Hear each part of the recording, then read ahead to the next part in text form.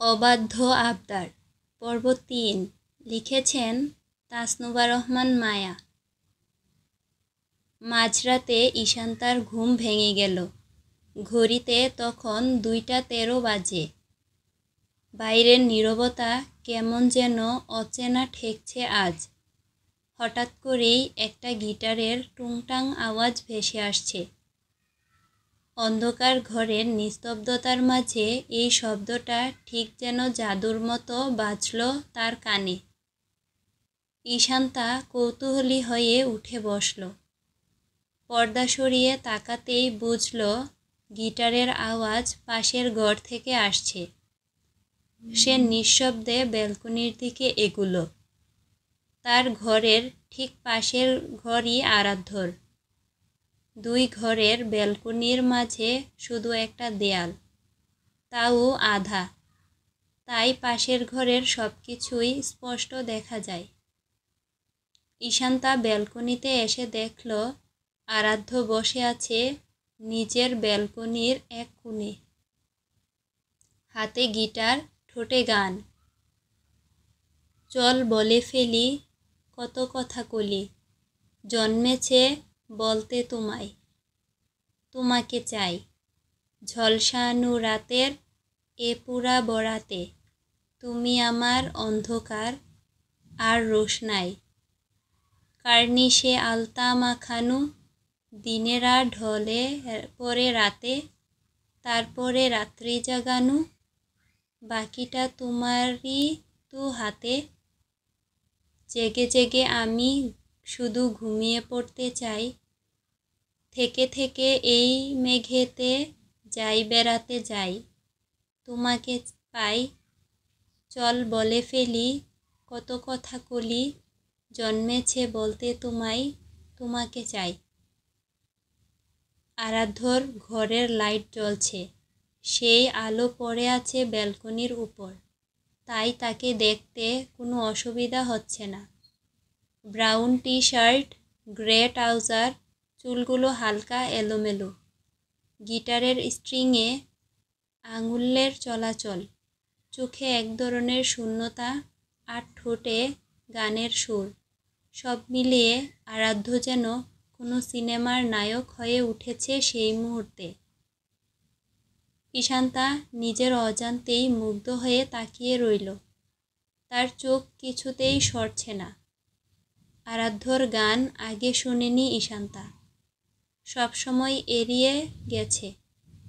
ঈশান্তা কখনোই চায়নি আরাধ্যর ছায়াও ওর আশেপাশে থাকুক, কিন্তু আজ সব ভুলে গেল ঈশান্তা। আলোতে ভেসে থাকা সেই ছেলেটা, যে তার অগোচরে এত গভীর সুরে গান গাইতে পারে, সেই আরাধ্যকে যেন সে নতুন করে আবিষ্কার করল। তার ঘরের লাইট বন্ধ থাকায় আরাধ্য বুঝতে পারছিল না যে কেউ তাকিয়ে আছে। গান চলতেই থাকলো কিছুক্ষণ, শেষ হলো হঠাৎ করে। আরাধ্য হঠাৎ ঘাড় ঘুরিয়ে তাকালো। কে বলে ফিসফিস করলো, তারপর একটু ভালো করে তাকিয়ে বলল, ঈশা। ঈশান্তা একটু চমকে উঠল। সে বুঝতে পারল ধরা পড়ে গেছে। এই রাতে জেগে আছিস কেন তুই? আরাধ্য একটু বিরক্ত ভঙ্গিতে বলল। ঈশান্তা ঘাবড়ে গিয়ে বলল, ঘুম ভেঙে গেল গানের আওয়াজ শুনে। তাই বলে ঠান্ডায় দাঁড়িয়ে আছিস কেন? মাথা খারাপ নাকি তোর? যা গিয়ে ঘুমা এখনই।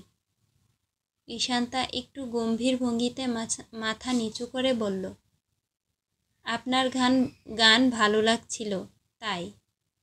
আরাধ্য একটু থেমে চাইল তার দিকে, তারপর হালকা গলায় বলল, ভালো লাগলো মানে?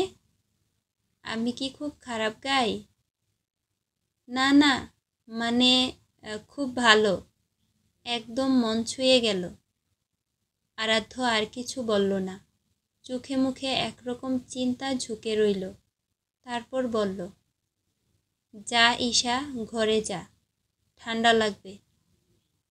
ঈশান্তা একটু অনিচ্ছা সত্ত্বেও ঘরে ঢুকে গেল, কিন্তু তার মুখে তখনও একরাশ মুগ্ধতা। আরাধ্য কিছুক্ষণ চুপচাপ বসে রইল, তারপর গিটারটা পাশে রেখে নিজের ঘরে ঢুকে পড়ল। ঘরের দরজা বন্ধ করতেই নিজেকে আয়নায় দেখল সে। একটা দীর্ঘ নিঃশ্বাস ফেলে বলল, লিটল বার্ড, তোকে এইভাবে দেখে মনটা হঠাৎ কেন এমন হয়ে গেল বলতো? সে জানে এই অনুভূতি নতুন। সে জানে ঈশা তাকে আপনি করে ডাকে, সে তুই করে। এই দূরত্বটার মাঝেই একটা চেনা সম্পর্ক আছে, কিন্তু আজ রাতে যেটা, সেটা যেন একটু বদলে গেল। আরাধ্য তার খাটে বসে গিটার হাতে তুলে নিল আবার। এবার আর বাজায় না, শুধু হাতে রাখে। তুই বুঝিস না লিটল বার্ড, তোকে দেখে মাঝে মাঝে এমন হয় যেন এক টুকরো গান হঠাৎ এসে মন ছুঁয়ে দেয়, কিন্তু তুই তা জানিস না, এখনো না। ঈশান্তা নিজের ঘরে ফিরে এলো, ধীরে পা টিপে টিপে বিছানার দিকে এগোলো। ঘরটা অন্ধকার, জানালার পর্দা হালকা নড়ে উঠছে হাওয়ায়। সে বিছানায় বসে পড়ল, ঠিক যেন শরীরটা ভারী হয়ে গেছে। ভিলেন, ফিসফিস করে বলল সে। এই একটা শব্দই যেন তার আরাধ্যর জন্য সব সহানুভূতি লুকিয়ে থাকে। আরাধ্য তার জীবনে এমন একজন যাকে সে অপছন্দ করে, তা প্রায়ই বলে। আরাধ্য কিন্তু বাড়িতে আসার পর থেকেই কেন যেন চোখ দুটো বারবার সেই মানুষটার দিকেই চলে যায়। আজ রাতের গানটা যেন একেবারে তার ভেতরের কিছু টেনে বের করে আনলো। ঠিক তখনই তার পায়ের কাছে এসে মিউ মিউ করে উঠল ছোট্ট কিটি। সাদা রঙের নরম তুলোর মতো বিড়ালটা ওর অনেক দিনের সঙ্গী। ঈশান্তা কিটিকে কোলে তুলে নিল। কিটি, তুই বলতো, ও কি আমার দিকে তাকায় কখনো একটু আলাদা চোখে? কিটি মিউ মিউ করে জবাব দিল, যেন বোঝার চেষ্টা করছে কথাগুলো। ওকে আমি ভিলেন বলি, কিন্তু কেন জানিস? এই ভিলেনটাই কেন যে এতবার মনে পড়ে যায়। ওর সেই গলা, সেই রাগ করা মুখটা, সব যেন আজ খুব খুব আপন মনে হচ্ছে। কিটি কেমন চুপচাপ হয়ে গেল। ঈশান্তা কিটিকে আদর করে বলল, ভিলেনটা যদি জানতো আমি কতবার ঘুমাতে যাওয়ার আগে ওর কথা ভাবি। একটা দীর্ঘ নিঃশ্বাস ফেলে কিটিকে নিজের পাশে বিছানায় শুইয়ে দিল। কিটি পিঠ গুটিয়ে ছোট্ট গোল হয়ে শুয়ে পড়ল। ঈশান্তা ধীরে মাথাটা বালিশে রাখল। চোখ বুজার আগ মুহূর্তেও মাথায় ভেসে এলো একটা মুখ, একটা গান, আর সেই গলার সুরে মিশে থাকা অনুভবের স্পর্শ। ভিলেন বলে আবার ফিসফিস করে ঈশান্তা। তারপর ধীরে ধীরে ঘুমিয়ে গেল।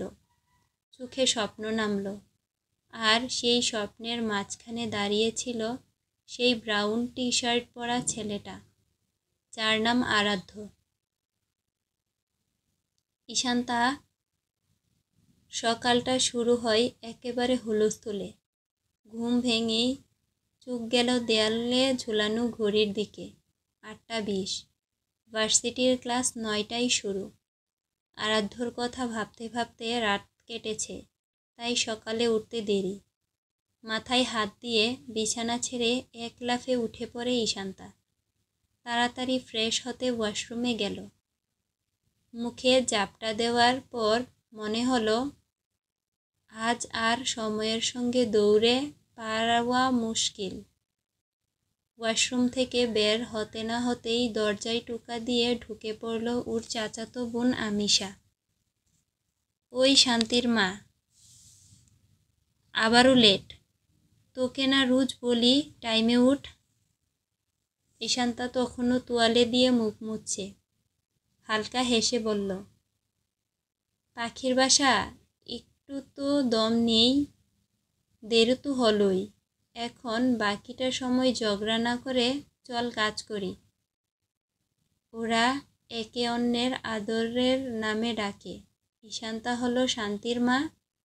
ঈশান্তার নাম থেকে এই নাম বানিয়েছে ওর বন্ধুমহল। আর আমিশা পাখির বাসা। ওর কারণটাও সেম। রেডি হয়ে দুজনে দৌড় দিল নিচে, ডাইনিং রুমে। টেবিলে বসেছিল ঈশান্তার বাবা ইমতিয়াজ খান আর বড় চাচা আরমান খান। দুজনই ডাইনিং টেবিলে বসে আছে। তাদের সামনে খাবার সাজানো। ওদের দেখে রান্নাঘর থেকে বেরিয়ে এলেন রিমা খান, আমিশার মা। নরম স্বভাবের মানুষ, কিন্তু সময়ের ব্যাপারে কড়া। এই যে শুরু হলো আবার, রোজকার মতো লেট। ভার্সিটির কি নিয়ম নাই নাকি? পাশ থেকে বেরিয়ে এলেন তানিয়া খান। তিনিও হালকা বিরক্তি নিয়ে বললেন, শুধু রোজ নয়, প্রতি রোজ। একদিন তো সময় মতো নামবে, সেই দিন ঘড়ি থেমে যাবে। আমিশা সঙ্গে সঙ্গেই দায় ঝেড়ে ফেলে বলল, আমি তো রেডি ছিলাম, সব দোষ শান্তির মায়ের। এই বলে সে এমনভাবে মুখ করল যেন জীবনের সবচেয়ে বড় অন্যায়টা ওর মাথায় পড়েছে। রিমা খান আর তানিয়া খান তখন দুজনেই একসঙ্গে শুরু করলেন বকাবকি। ঘর জুড়ে যেন বিচার সভা বসে গেল। তখনই ধীরকণ্ঠে আরমান চৌধুরী বললেন, আহা, আর কত বকা দেবে ওদের? চলতে দাও মেয়েদের। খাবার তো ঠান্ডা হয়ে যাবে। সময় মতো উঠে যাওয়াটাও একটা অভ্যাস, একদিনে হয় না। সবাই থেমে গেল। ইমতিয়াজ চৌধুরীও হালকা হেসে তাকালেন দুই মেয়ের দিকে। চলো খেতে বসো। আর একটু আগে উঠার চেষ্টা করো, চেষ্টা করলেই হবে। চুপচাপ টেবিলে বসে পড়ল ঈশান্তা আর আমিশা। চোখাচোখি হলো দুজনের। তারপর কাতুকুতু হাসি। একজন শান্তির মা, আরেকজন পাখির বাসা। দিনটা শুরু হলো ঝগড়ার মধ্য দিয়ে, কিন্তু এই ঝগড়াগুলোর মধ্যেই তো ওদের ভালোবাসা লুকিয়ে আছে। আদিল, ইহান আর রায়ান একসাথে ঘর থেকে বের হয়ে এলো। তিনজনই মজা করতে করতে ডাইনিং রুমে ঢুকল। রিমা খান তাদের দেখে হাসি মুখে বললেন, এসো ছেলেরা, খেতে বসো। সবাই আসলেও একটা চেয়ার ফাঁকা। আরাধ্য এখনো আসেনি। রিমা খান তখন আদিলের দিকে তাকিয়ে প্রশ্ন করলেন, আদিল, আরাধ্য কই? ঘুমাচ্ছে না তো আবার? আদিল হালকা হেসে বলল, না মামি, ও আসছে, রেডি হয়ে নিচে নামছে। ঠিক তখনই সিঁড়ির দিকে নজর গেল তানিয়া খানের। ধীর পায়ে নিচে নামছে আরাধ্য। তানিয়া খান মুখে এক চিলতে হাসি নিয়ে বললেন, এই তো রাজপুত্রের আগমন। সবাই তাকালো সিঁড়ির দিকে। আরাধ্যর পরনে ধবধবে সাদা শার্ট, উপরে ঝকঝকে কালো শাইনি জ্যাকেট, তার একদম ফিটিং করা কালো জিন্স। তার চুলটা সামনের দিকে হালকা ঝুঁকে পড়েছে। জেল দিয়ে আঁচড়ে রাখা হলেও একটা বুহেমিয়ান ছোঁয়া আছে সেখানে। চোখ দুটো গভীর, তীক্ষ্ণ, যেন অনেক কথা জমে আছে কিন্তু বলা হয়নি। ঠোঁটে একটুও হাসি নেই, তবু একটা অভিজাত নির্লিপ্ত ভাব ওকে আলাদা করে তোলে। তার ফর্সা গায়ের রঙে কালো সাদা পোশাকটা যেন আরও বেশি ঝলমল করে উঠছে।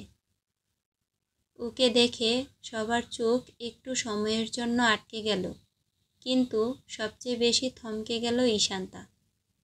চায়ের কাপটা হাতে নিয়ে ঠোঁটে নিতে গিয়েও থেমে গেল। চোখের পাতায় কাঁপন, বুকের ভেতর অদ্ভুত ধুকপুক, যেন শব্দহীন একটা ঝড় বইছে ওর ভিতর দিয়ে। আরাধ্যর প্রতিটি ধাপ যেন ধীর ক্যামেরায় চলছিল ওর কাছে। এক পলক চোখ ফেরাতেও কষ্ট হচ্ছিল। মনে হচ্ছিল ওর দিকে তাকিয়েই সকালটা সারাদিনের প্রেরণা হয়ে যাবে।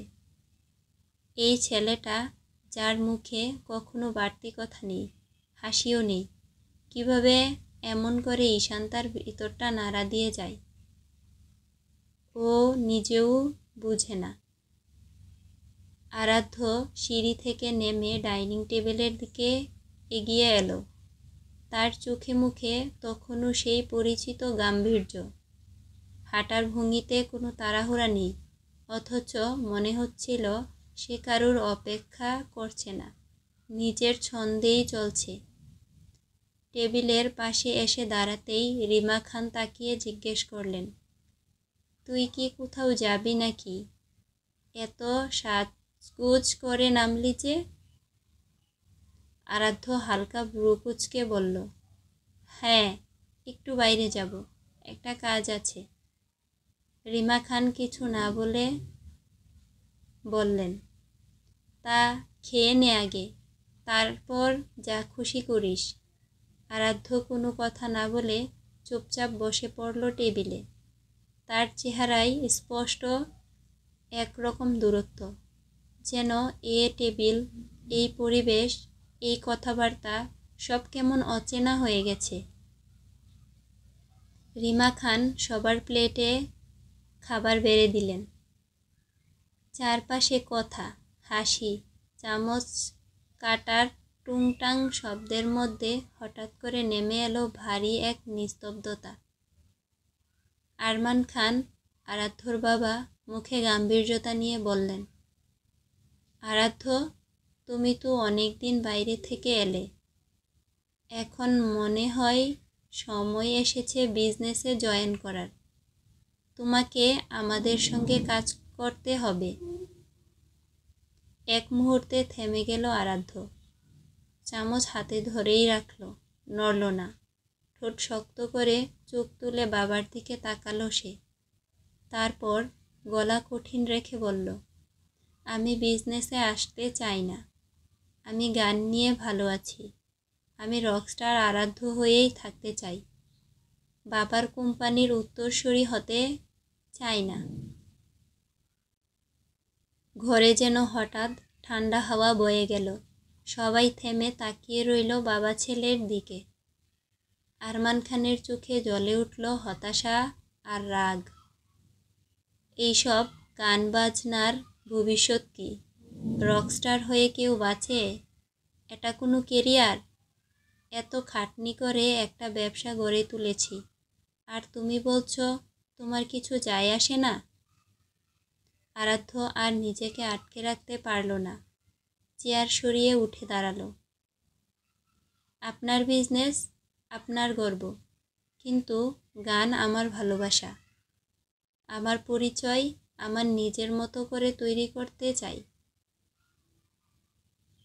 কথাগুলো যেন আকাশে বিদ্যুৎ হয়ে চমকালো। রিমা খান তাড়াতাড়ি কিছু বলতে চাইলেন, কিন্তু তখনই ইমতিয়াজ খান নরম স্বরে বললেন, ভাইজান, এখন এসব কথা না বলাই ভালো। আরাধ্য বড় হয়েছে, নিজের সিদ্ধান্ত নেয়ার সময় এসেছে। আপনি রাগেন না, একটু সময় দেন। আরমান খান মুখ শক্ত করে চুপ করে গেলেন, কিন্তু চোখে অভিমান জমে রইল। ঠিক সেই মুহূর্তে আরাধ্য চুপচাপ খাবার রেখে উঠে পড়ল। রিমা খান উদ্বিগ্ন হয়ে জিজ্ঞেস করলেন, খাওয়া শেষ করিসনি কেন? কোথায় যাচ্ছিস? আরাধ্য আর কিছু বলল না। একবারও কারোর দিকে না তাকিয়ে দরজার দিকে এগিয়ে গেল। কেবল তার পেছনে পড়ল সবার থমথমে দৃষ্টির ভার। আর তারপর সে বেরিয়ে গেল বাড়ি থেকে। রিমা খান চোখ মুছলেন, ধীরে বললেন, এখন এসব কথা না বললেই পারতেন। ছেলেটা এত কষ্ট পায়। আরমান খান নীরব, চোখে ক্লান্তি, যেন তিনিও জানেন আজ যে কথা বললেন তাতে ক্ষত তৈরি হয়ে গেছে। এই পুরো দৃশ্যটা দেখে ঈশান্তার বুকটা মুচড়ে উঠল। মনে মনে বলল, বড় আব্বু আরাধ্য ভাইকে আজ এমন না বললেও পারতেন। ভিলেনটা আবার রেগে গেল। তার মুখের হাসি মুছে গেল, মন খারাপ হয়ে গেল একদম। সে জানে আরাধ্য কিছু বলার মানুষ না, কিন্তু ভেতরে সে কেমন ঝড় বয়ে বেড়ায় তা ঈশান্তা দিনের পর দিন দেখেছে, নীরবে ভালোবেসে। ঈশান্তা আর আমিষা সকালের নাস্তা শেষ করে বেরিয়ে এলো বাড়ি থেকে। দোতলার বারান্দা থেকে নামতেই চোখে পড়ল রাস্তার পাশে গাড়ি নিয়ে দাঁড়িয়ে আছে আরাধ্য। ওকে দেখে দুজনেই থমকে দাঁড়ালো। আরাধ্য কড়া গলায় বলে উঠল, সঙ্গের মতো দাঁড়িয়ে আছিস কেন? গাড়িতে উঠ। আমিষা একটু অবাক হয়ে বলল, তুমি না বলেছিলে কোথাও যাচ্ছ আজ, তাহলে এখানে? আরাধ্য একগাল হালকা বিরক্ত মুখ করে বলল, তোদের ভার্সিটিতে নামিয়ে দিয়ে তারপরে নিজের কাজে যাব। এখন ওঠ, দেরি হচ্ছে। ওদের দুজনই তখন গাড়ির পিছনের দরজা খুলে উঠতে যাচ্ছিল। হঠাৎ আরাধ্য আবার চড়া গলায় বলল, আমি কি তোদের ড্রাইভার নাকি? দুজনেই পেছনে বসছিস কেন? ঈশা, তুই সামনে আয়। এই কথা শুনে ঈশান্তার ভেতরটা কেমন করে উঠল। মুখে কিছু না বললেও ওর ছোট মনে এক খুশির ঢেউ ছুটে গেল। ও তো এটাই চেয়েছিল, আরাধ্যের একটু আলাদা মনোযোগ। চুপচাপ সামনে গিয়ে বসল। আরাধ্য একবার চেয়ে দেখল ওর দিকে, চোখে অদ্ভুত এক শীতল দৃঢ়তা। তারপর গাড়ি চালিয়ে দিল। গাড়ি চলতে চলতে চারপাশে শহরের ব্যস্ততা ছড়িয়ে পড়ল, কিন্তু গাড়ির ভেতরে যেন এক অদৃশ্য নিস্তব্ধতা। কেউ কিছু বলছে না, অথচ ঈশান্তা মনে মনে যেন হাজার কথা বলে যাচ্ছে। আরাধ্যর কাছাকাছি থাকার এই মুহূর্তটুকু যেন ওর নিজের মতো করে জমিয়ে রাখতে চাইছে। কিছুক্ষণের মধ্যে ভার্সিটির গেটের সামনে এসে গাড়ি থামল। ঈশান্তা আর আমিষা নেমে পড়ল, হাঁটতে শুরু করলো ভেতরের দিকে। পেছন থেকে আরাধ্য বলল, ক্লাস শেষে ওয়েট করবি, আমি নিতে আসব। একটু থেমে ঈশান্তা পেছনে তাকালো না, তবু তার মুখে লুকানো এক টুকরো হাসি ফুটে উঠল। ওর বুকের ভেতরটায় যেন কোনো নতুন কিছু জেগে উঠেছে, একটা অদ্ভুত অচেনা অনুভূতির আভাস। ওরা দুজন চুপচাপ হেঁটে ভার্সিটির ভেতরে ঢুকে গেল। আরাধ্য এক দৃষ্টিতে তাকিয়ে রইল ওদের দিকে, তারপর নিজেই নিজের মনে বলল, লিটল বার্ড। ছোট্ট পাখিটা ধীরে ধীরে আমার আকাশেই উড়াউড়ি শুরু করেছে, কিন্তু জানি না শেষমেশ আমি ওর ডানায় ধরা পড়ে যাব কিনা। গাড়ির গ্লাস আবার উঠল। আরাধ্য গিয়ার চেপে সামনে এগিয়ে চলল। ওরা যখন ভার্সিটির দিকে হেঁটে যাচ্ছিল, তখনই কারুর অজান্তে একটি ল্যাপটপ স্ক্রিনে খোলা ছিল তাদের সব মুহূর্ত। গাড়ি থেকে নামা, আরাধ্যর সংলাপ, ঈশান্তার চোখের ভাষা, সব কিছু। ল্যাপটপের সামনে বসেছিল একে, ওর চোখে আগুন, মুখে অন্ধকার। তুই? আরাধ্য নিজের দাঁত চেপে ফিসফিস করে বলল একে। তুই ভাবছিস ঈশান্তাকে নিয়ে খেলবি? না রে, তোকে আমি ছেড়ে দেব না। তার চোখজোড়া হিংস্রতায় লাল হয়ে উঠল। একে এর কাছে ঈশান্তা শুধু যেন একজন মেয়ে না, সে যেন ওর অবসেশন। কেউই ওর সুইটহার্টকে ছুঁতে পারবে না, অন্তত আরাধ্য তো নাই। একে এক হাত দিয়ে ল্যাপটপ পাশে রেখে একটা ছোট ছুরি তুলে নিয়ে খেলতে লাগলো, তার ঠোঁটের কোণে চাপা হাসি।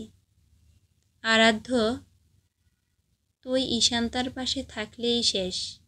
আমি তোকে মাটি থেকে তুলে আকাশে ঝুলিয়ে রাখব, যেন বুঝিস কার প্রিয় জিনিস নিয়ে খেলা শুরু করেছিস। কারুর প্রিয় জিনিস নিয়ে খেললে কি হয়? এদিকে ঈশান্তা তখন ভার্সিটির ক্লাসে বসে জানালার বাইরে তাকিয়ে স্বপ্ন দেখে আরাধ্যের কথা ভাবে।